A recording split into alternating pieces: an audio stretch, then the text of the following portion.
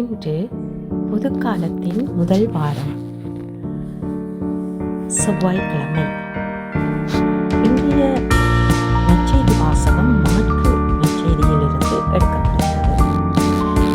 இந்த நற்செய்தியில் இயேசுவின் அதிகாரத்தையும் அவர்களுடைய ஆற்றலையும் எடுத்து காட்டுவதாக இருக்கின்றது. மனிதர்கள் நாங்கள் எப்பொழுதும் அதிகாரத்தை விரும்புபவர்களாக இருக்கின்றோம். நிகழ்வுகள் மனிதர்களை நம் அதிகாரத்துக்கு கொண்டு வர விரும்புகின்ற மக்களாக இருக்கின்றோம்.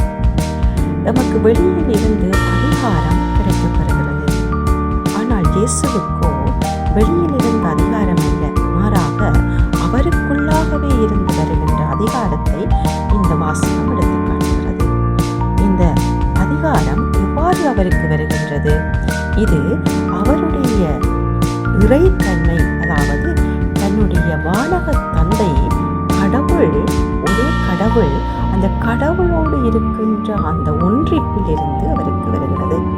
இதை அபா எக்ஸ்பீரியன்ஸ் என்றும் கூறுவோம். ஆகவே இங்கு உலகம் சார்ந்த அதிகாரத்தை இயேசு முன்னிலைப்படுத்தவில்லை, மாறாக அவருக்குள்ளாகவே இருந்து வருகின்ற அந்த அதிகாரத்தை வெளிக்காட்டுகின்றார். ஆகவேதான் இவர் அதிகாரத்துக்கு உரியவர் என்பதை அங்கு அவருடைய செவக்கூட போதனையின் போது மக்கள் முன்னிலையில் அது வெளிப்பட்டாலும் அந்த உண்மையான இயேசுவின் அதிகாரத்தை அங்கு இருக்கக்கூடிய தீய ஆவி அறிந்து கொள்ளுகின்றது.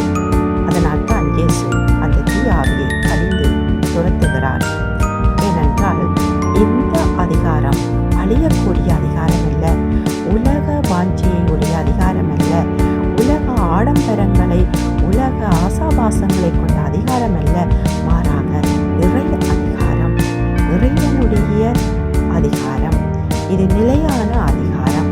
ஆகவே சிவக்கூடத்தில் இயேசு போதிக்கின்ற பொழுது அது இறைவனிடம் இருந்து வந்த அந்த வல்லமையாக இந்த அதிகாரம் இருக்கப்படுகிறதை நாங்கள் இன்றைய வாசகத்தில் காணலாம். ஆகவே விழிப்பு நிலையோடு நாங்கள் இருந்து, விழிப்பாக இருந்து கடவுளோடு நெருக்கமான உறவில் இருக்கின்ற பொழுது எங்களுடைய சொல்லுக்கும் செயலுக்கும் இடைவெளி குறைந்து போகின்றது.